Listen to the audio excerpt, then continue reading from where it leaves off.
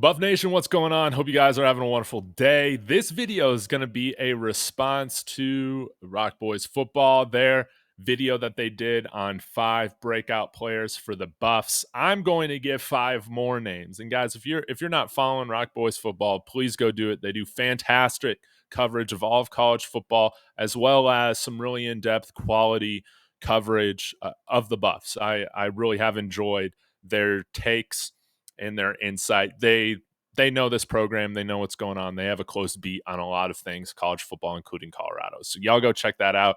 But I wanted to give 5 names that I think could be potential breakout players for the Buffs, and a little bit different than the guys that over at Rock Boys ended up talking about. So let's go ahead and get into it. Of course, y'all smash that like and subscribe after you comment who your breakout players are, if you agree, disagree, all that. We're going to start with one, somebody that I have been hesitant, not in a negative way, but just I haven't been maybe as bullish as some people have been on Anquin Barnes. But again, after hearing so much positive feedback on his performances during the spring, and again, how it can take a little while for defensive linemen to really turn that corner.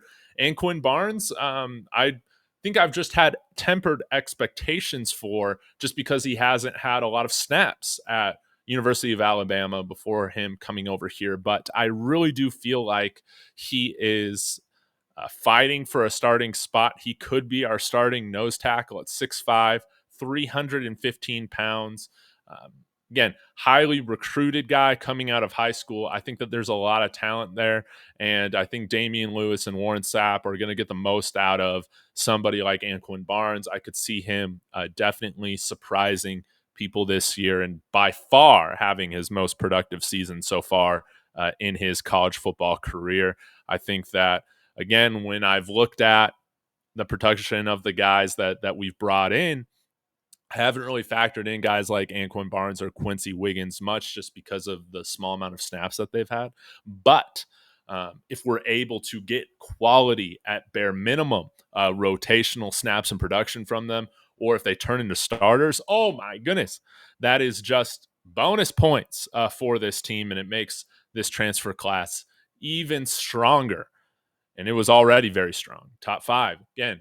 So Anquin Barnes, somebody that I'm starting to get more and more excited about coming here, potentially being that starting nose tackle for us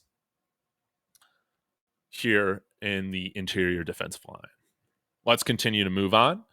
Should we stay with defensive line? Why not, shall we?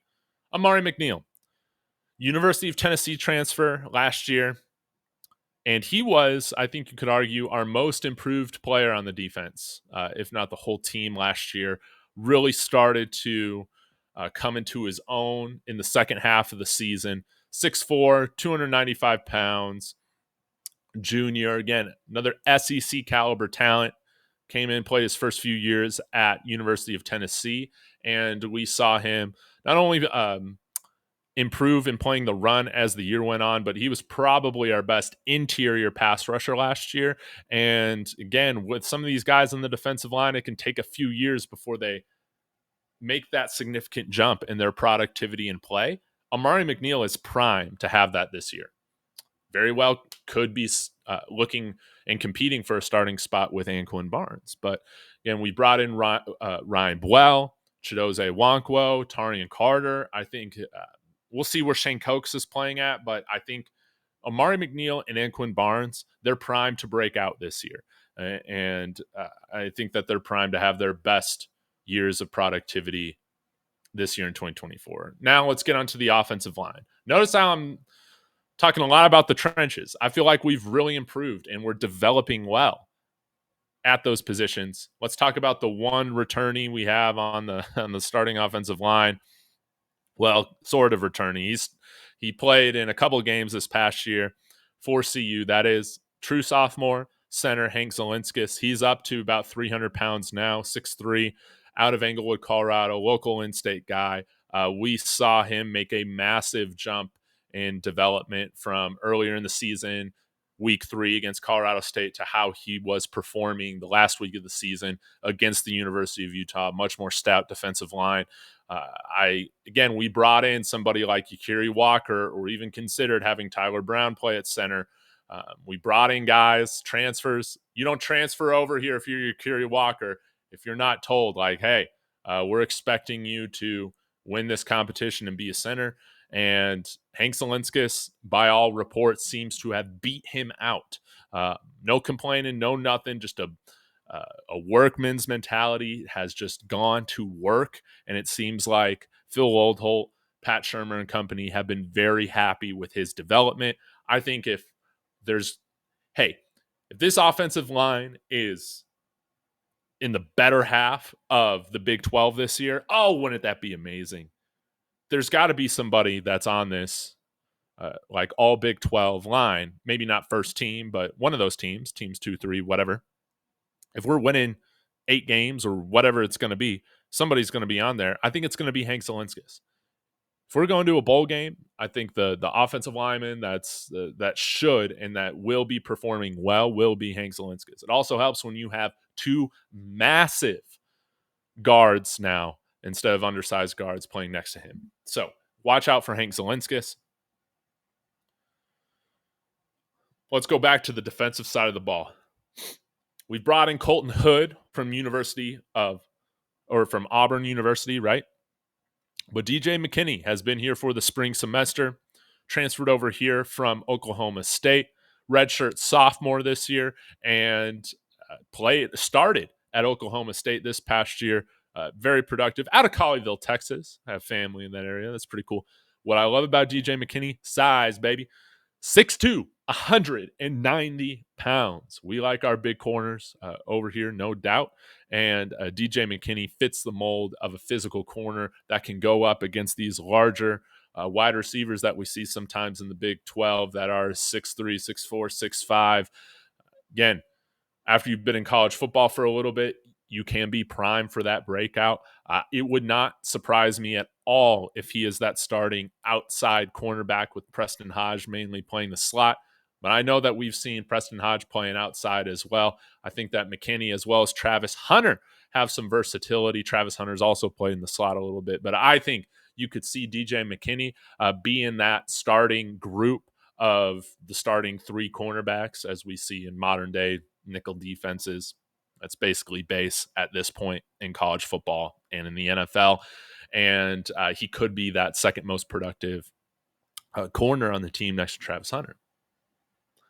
DJ McKinney's a name to watch out for, okay? And then lastly, I'll give you one more offensive weapon. Spring, we don't have the fall roster on the CU website yet. So using ESPN, Isaiah Augustave, Arkansas Razorbacks transfer running back, was a 4-star rated guy just a year ago coming out of high school and had a pretty productive year for a true freshman, in my opinion. Averaged 5.8 yards per carry, 35 carries, 202 yards, a touchdown, but had big games against University of Missouri. 15 carries, 80 yards, 5.3 average, 1 touchdown, okay? As well as against FIU, where he was co-SEC freshman player of the week or something like that. 14 carries, 101 yards, 7.2 average. Dynamic running back that, along with Dallin Hayden, who Rock Boys mentioned in his video, has the ability to run inside, but what's got speed to make plays on the outside as well. 6'2", 208 pounds, so you know he has the physical capability to pass protect at a very high level, being that big. And I wouldn't be surprised. I do think Dallin Hayden's going to be that starting running back, the guy who takes the first snap. But it would not shock me at all if Dallin Hayden and Isaiah Augustave have close to a 50-50 split, and he's just as efficient as Dallin Hayden, no doubt. So I think you'll see an improvement from the running backs, as Rock Boys has also pointed out in their videos, with the upgrades in the offensive line. But y'all let me know your thoughts. And again, I'll link the video to Rock Boys in the comments as well as the description. Please go subscribe to them. I have always really enjoyed their content. But y'all let me know, who are some of your breakout players. We're not talking about the guys that you're expecting that we know are going to be good. Travis Hunter, Shedeur Sanders, all those guys. I'm talking about breakout, under the radar players, okay? That the average person might not know of or expect to be playing, impactful snaps for the Buffs this year. So thank you guys so much. I'll be back again later. As always, y'all, go Buffs.